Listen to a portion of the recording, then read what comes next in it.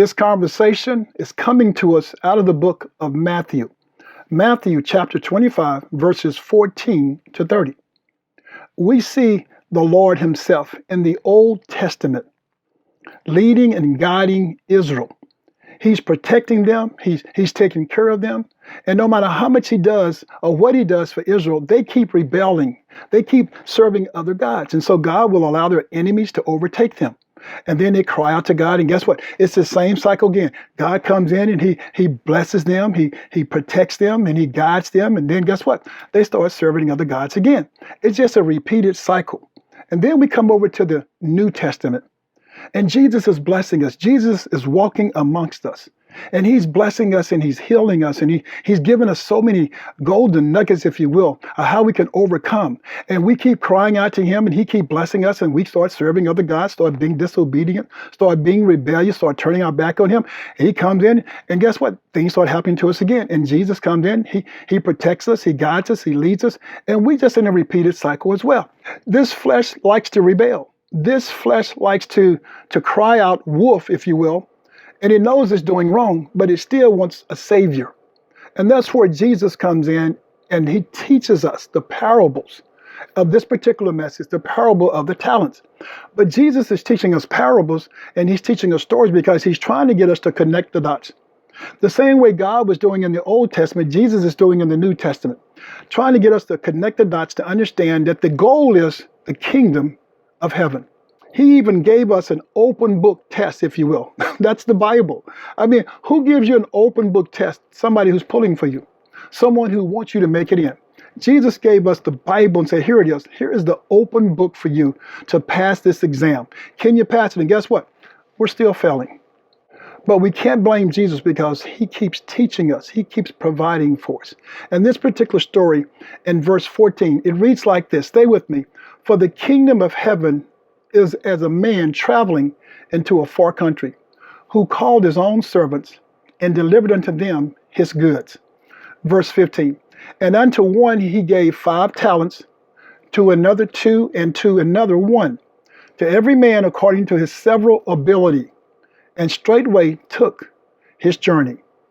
Verse 16, then he that had received the 5 talents went and traded with the same, and made them other 5 talents. He doubled. Verse 17, and likewise he that had received 2, he also gained other 2. He doubled. Verse 18, but he that had received 1 went and digged in the earth and hid his Lord's money. Verse 19, after a long time the Lord of those servants cometh and reckon with them. A reckoning is coming. Verse 20, and so he that received 5 talents came and brought other 5 talents, saying, Lord, thou deliverest unto me 5 talents. Behold, I have gained beside them 5 talents more. Verse 21, his Lord said unto him, well done, thou good and faithful servant. Thou hast been faithful over a few things. I will make thee ruler over many things. Enter thou into the joy of thy Lord. Verse 22, he also that had received 2 talents came and said, Lord, thou deliverest unto me 2 talents. Behold, I have gained 2 other talents beside them. Verse 23, his Lord said unto him, well done, good and faithful servant. Thou hast been faithful over a few things. I will make thee ruler over many things. Enter thou into the joy of thy Lord. Verse 24, then he which had received the 1 talent came and said, Lord, I knew thee that thou art an hard man, reaping where thou hast not sown, and gathering where thou hast not strawed. Verse 25, and I was afraid, and went and hid thy talent in the earth. Lo, there thou hast that is thine. Verse 26, his Lord answered and said unto him, thou wicked and slothful servant, thou knewest that I reap where I sowed not, and gathered where I have not strawed.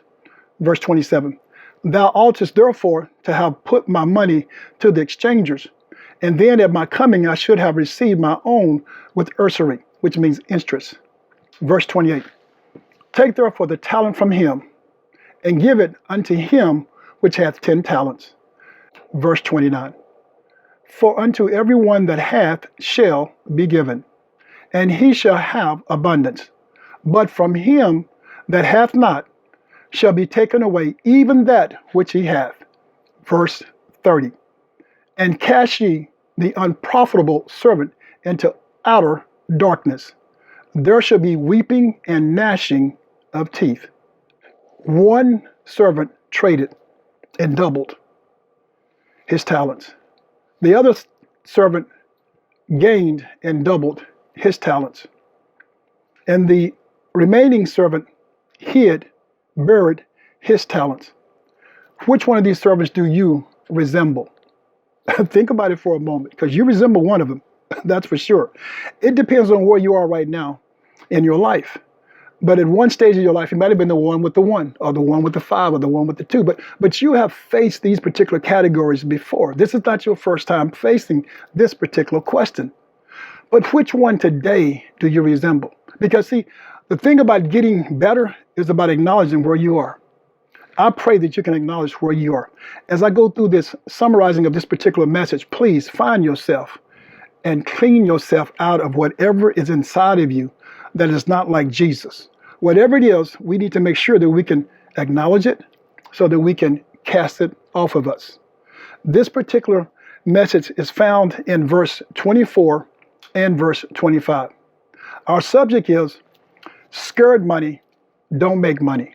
You heard me. Scared money don't make money. The phrase scared money is used by the hip-hop community, if you will, the hip-hop culture. It's also used by the financial trading and investment world as well. And what it simply means is that people who are afraid to take risk in business, in financial markets, even in life itself, don't make money. They can't make money because guess what? They refuse to take a risk. Yeah, the fear of taking action can cause you to do nothing. And nothing, watch this, nothing returns nothing. That's right. Nothing begets nothing. You can't get nothing out of nothing. I don't care how hard you try. Have you heard this term before? FOMO, FOMO. FOMO. It's an acronym for fear of missing out. You see, fear makes you complacent. It makes you procrastinate. Fear will cause you to be in total stress. It will paralyze you to move forward. You just stay there, just kind of stagnant. That's what fear does. Most fear arises from the lack of faith in your method, your system that you're trying to use. You don't even trust it. And then some faith is a lack of yourself. It's just you don't believe in who you are. Isn't that something? That's what fear will do. Fear will not mobilize you. It will stabilize you. Yeah. Fear will reject you. It will put you in a holding pattern. I pray that you know when fear is all up on you, that it's not natural. We have not been given the spirit of fear, but of a sound mind. Is your mind sound this morning? I pray it is. Apostle Matthew, one of Jesus' disciples, shares with us this particular story about the parable of the talents. It kind of mirrors Jesus' activities if you think about it.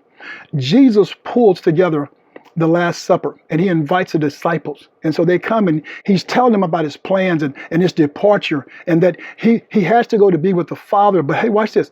But he makes it very clear that one day he will return. And then you have the Lord of these 3 servants. He's pulling these servants together. He's giving them talents and he's telling them that he has to leave, that he has to go to a far country. But he makes it clear that he also shall return. So as we talk about the talent, we realize that the talent was the form of the currency that was used by the ancient Romans in Greek way back in what we call ancient time. And I'm going to tell you right now, when you look at what he gave them, when you look at what this Lord gave his servant, this wasn't just a little something. This was a substantial amount of something. Let me equate that into today's currency, if you will. The 1 talent would equate to 1.4 million. Wow. He gave it to a servant. And then he gave the other servant 2 talents. That equates to $2.8 million. This is to servants now. And then he gave the other servant 5 talents, which equates to $7 million. So these men, these servants, if you will, they had to have been mentored by this Lord, who had great wisdom and was well established and had influence and was well connected.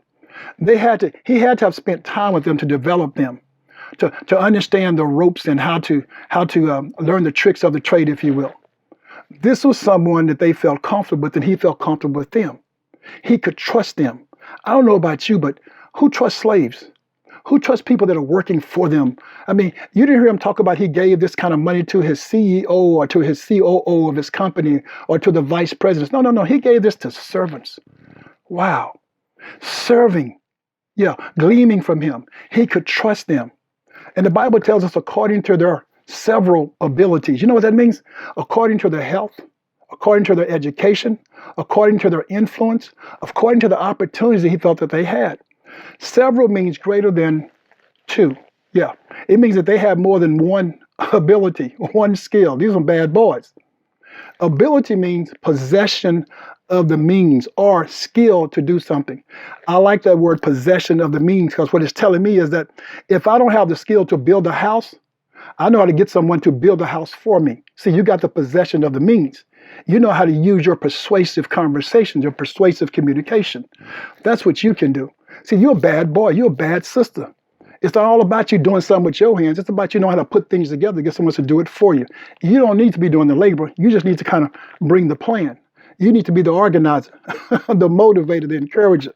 That's what he's working with. He's got these three servants who have skills. God knew Adam and Eve's skill sets. He knew their abilities. Yeah, he knew the gifts that they had within them. And he shares with us in Genesis 1:28. He tells them to be fruitful and to multiply and to replenish the earth and to subdue it and have dominion over the fish of the sea, over the fowl of the air, and over every living thing that moveth upon the earth. He was telling them simply to be productive. I pray that you are being productive. I pray that you are always being productive. The Lord of these three servants is much like you and me. I know my skills. I know my abilities. I know my gifts. I know my children's skills. I know my children's abilities. I know their gifts. And so I have high expectations for them. I have high expectations for myself. And so the Lord of these three servants, he has high expectations for them. Well, guess what? God has high expectations for you and I. He has high expectations for all of us. He knows what he's given us. But some people need micromanagement. Some people do. It is what it is. Some people just simply put themselves in that position. Some people need just a little supervision, if you will. But then there's always someone who don't need anyone, don't need any oversight, if you will. As a matter of fact, they're so tough that they try to manage you. See, those are the people I'm looking for. I need someone who tries to manage me. I need someone who does their job so proficiently, so effectively, and so productively that I can leave them by themselves. And that's what this Lord has done. He's left the servants by themselves. Yes, it was a test of the talents to see if they could be fruitful outside of his supervision. I pray that you can be productive, accountable, responsible when you're left alone. You see, the servant who had 5 talents, he doubled what he had, and he was blessed. The servant who had 2 talents, he doubled what he had, and he was blessed. Now, the servant who had 1 talent, he buried it. He hid it. And that tells me of his nature. Now, he's been around this Lord all this time, and he's hiding all these gifts inside of him. You've been going to church all this time, and you're just sitting there not doing anything. You're hiding all these gifts that you have that you could be sharing. You could be working in some part of the ministry or somewhere else, volunteering, doing something. You go to work every day. And no one knows the gifts and skill sets that you have because all you do is just sit there and do that little one thing they're asking you to do. You keep putting that peg in that square. That's all you're doing. And you have so much more to give. But you don't want to extend yourself. You don't want to exhaust yourself. Yes. Think of the amount of time and energy it took for the servant with the 1 talent to go dig a hole in the earth. And first of all, he had to locate a place where it could be a secret because you can't lose that money now. So think about all the planning he had to do. All the time he had to dig and cover it up and remember where it was. Well, by that time, he could have invested that money and made money. But he took the long route around. He's trying to hide it and keep it. So when the Lord came back, he had something to show. Well, he had to show what he gave him. That's not showing me anything. No, that's giving me back what I gave you. I don't want you to ever give me back what I gave you. You should always give me more than what I gave you. When God came looking for Adam and Eve in the garden, he asked them, Adam, where art thou? Adam told God that they were afraid. Therefore, they hid themselves, which represents they buried themselves. They tried to cover their shame up. They tried to cover up their disobedience. They tried to cover up their betrayal. For the first time, they were out of place, which represents they were unproductive. And that's what this message is about. Being productive or unproductive. I mean, those who are going to be productive will make it into the kingdom of heaven. Those of you who are going to be unproductive, shame on you. You have time now. Quit burying what you have. Start using it. Because there's a reckoning coming. Yes, there's a reckoning coming. There was a reckoning for Adam and Eve. When they sinned, they brought sin into the world. What a strong reckoning. And then they were kicked out of the garden. Oh my gosh, everything was flourished for them. All they had to do was tend to it. And now they got to get out here and hit hard rocks. Yes, the ground is cursed because of them. So we're all living up under that curse in some sense, unless you've given your life to Jesus and you realize that this day, this time is just a short season for all of us. So the Lord returns from his travel and he's blessing those who've worked hard for him. This is the Lord of these three servants. And so the servant who has 5 talents and the one has 2, they doubled their talents, so they're blessed. Their Lord said unto them, well done, thou good and faithful servant. Now, I don't know about you. I want to hear those words from Jesus. Well done, thou good and faithful servant. Thou hast been faithful over a few things. A few things. See, those 1.4 million, that 4 million, 7 million, guys, this is nothing compared to what eternity looks like. This is nothing compared to what this man really has. He says, well done, thy good and faithful servant. Thou hast been faithful over a few things. I will make thee ruler over many things. Enter thou into the joy of thy Lord. We all need to hear that. I'm telling you, Jesus is telling you all these parables. He's trying to get you there. He's telling you all these stories. He's trying to get you there. He's trying to say, get on this team, get off that team. Then we run into verse 24, where all the headache starts, if you will. And if you're part of this particular scheme, you've got this headache. 24 says, then he which had received the 1 talent came and said, Lord, well, here come the excuses. Here come the complaining. I knew thee. That's just a pause right there. I knew thee. Well, if you knew me, you know what I'm going to do. If you knew me, you know what I'm expecting. Lord, I knew thee, that thou art an hard man. Well, if you know I'm hard, you don't want to play with me. Are you taking me for granted? You knew me and you know I'm hard. What do you think of? I've gotten soft since I traveled and came back. You got to be kidding me. Reaping where thou hast not sown. He says, God, I've watched you do some miraculous thing. Well, he's telling the Lord, his Lord, I've watched you do some miraculous thing. And gathering what thou hast not strawed. What he's saying is, look at here. I've watched you pull off some impossible things. I've watched you turn nothing into something. You're just a bad man. And that's why I was always close to you. Watch this. He was close to him. I don't care what you say. If I'm that close to you, I can't go bury what you gave to me, understanding what you're expecting from me. This particular servant took him for granted. Who are you taking for granted in your family right now? You're taking someone, I'm quite sure, for granted.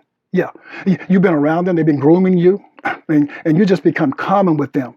And you feel like they won't do anything bad to me because they love me. Well, hold up. What love got to do with it? If you are becoming common with someone who's mentored you, who's poured into you, you become ungrateful. And that's when you force that person's hand to take a stand. I'm telling you, be very careful of forcing someone's hand who's poured into your life. Have you ever been around someone who talks so much that they hurt their own case? That's what this servant is doing. Before the police arrest you, they must read you your Miranda rights, that you can remain silent. Anything that you say can and shall be used against you in the court of law. Yeah, see, this servant kept talking. And he kept talking, Lord, I knew. Yes, I knew. You knew. You knew. I know you're a hard man. You know I'm a hard man. I watched you reap where nothing was there and you brought something out of nothing. Well, if you know, then you know what my expectations are. And you know what I'm going to do if I'm not pleased. You see, he took this Lord for granted, like many of you. Yes, he was ungrateful. He had become common, he become comfortable. Be careful becoming common up under great leadership. They will boot you out in a second. They'll smile in your face and be booting you at the same time. Be very careful. Yeah, the more he spoke, the more he dug himself into a ditch. And that's what some of us do. Yeah, I knew. Well, hold up. If you knew, then you should know. If you know how hard I am, then you should know how hard I'm going to be. But he didn't think so. If the servant who had the one talent, if he would have never compared, he would have never became complacent. Therefore, he would have never complained. You see, his imagination got the best of him. He never liked me, no way. He always favored them. That's what you start doing. You start having your own conspiracy theories. You start getting all negative within your own mind, trying to comfort yourself of what you've done wrong. The servant who hid his talent would have been much better off if he had invested his talent into a savings account. Just put it somewhere into the money market, somewhere. If he'd have bought a house, if he'd have bought a company and lost it, at least he would have showed his Lord that he was trying. See, that's better than not trying. You see, hiding the talent was protecting the servant himself from failure. That's what he did.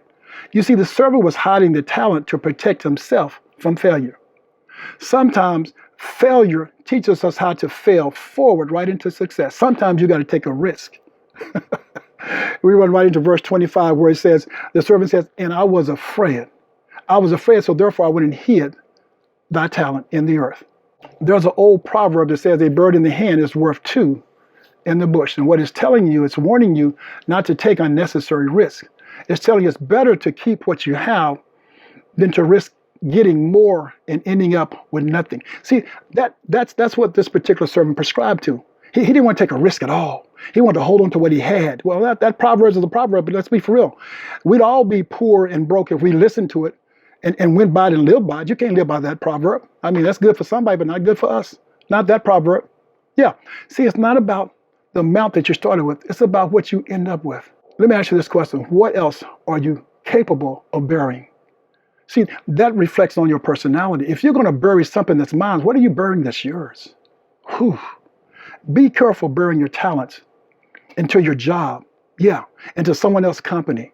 Yeah. You need to be burying your talents into your own work, into your own job, to your own company. But we'll go out there and work for someone. We'll bury everything we got into that company until we're exhausted. No, be careful. Save something for yourself. Save something for what you want to do. Is it possible? Let me just ask this question. Is it possible that the reason the servant's Lord gave him less is because he felt that this particular servant could do more with less than the two could do with more? Is it possible? Is it possible? The Lord gave me less, not because he's testing me, but because he's investing in me. See, you got to see it the way you got to see it. He believes that I can take less and do more with less than the rest of the servants can do with more. You've got to speak that thing to yourself, encourage yourself. You see, sometimes people expect more out of you because they see more inside of you. And so they give you less to push you. You see, the servant who was unprofitable, he was also showing himself to be unfaithful over what he was given. Are you hiding your talents behind fear, behind the doldrum of being afraid? The Lord of the servants had high hopes for all of them based on, watch this, his expectation for them individually, not collectively. Be careful allowing people to glean from you who are unproductive.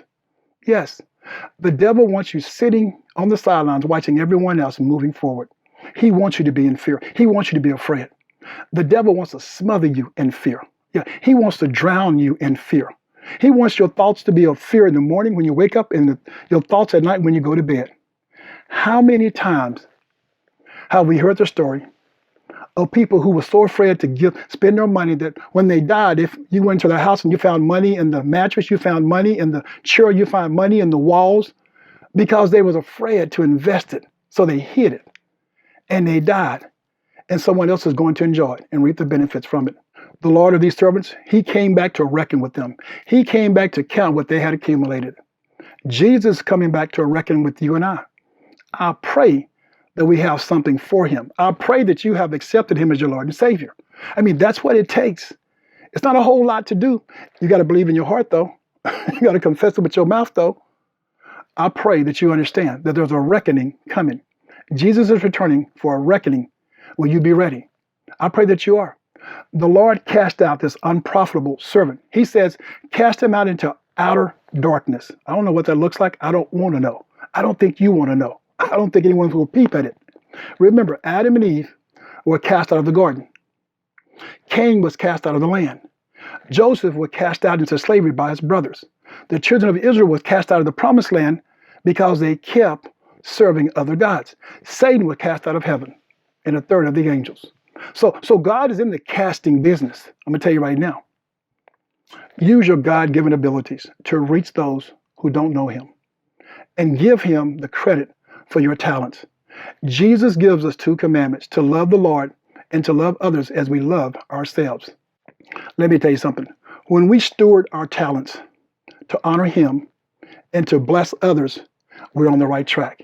Yes, you're on the right track. Yeah, you're like those servants who invested their talents and they doubled. That's what you're doing. You're investing your skills into others, and God is well pleased with you. One day I pray that you will also hear, "Well done, my good and faithful servant." Remember, we walk by faith and not by sight. It's not about the amount the Lord gives you. It's more about what you give him in return. Don't forget Romans 10:9.